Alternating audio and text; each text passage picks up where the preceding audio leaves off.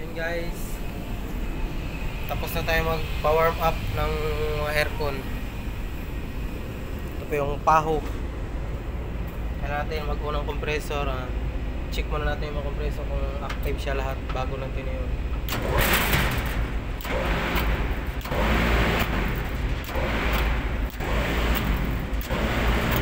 So yun, okay siya lahat kaya pwede natin ito.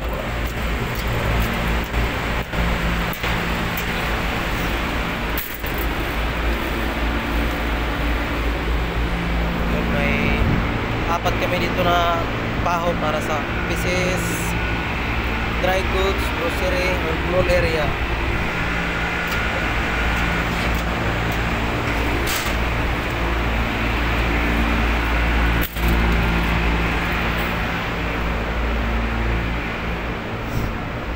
So yun, dito naman.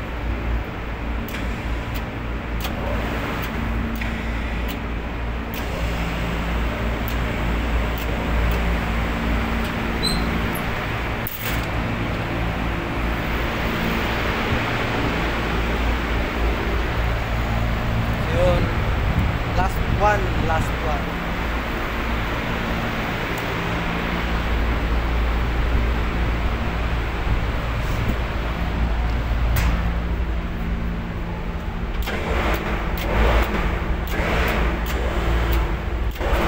Yun, okay siya lahat.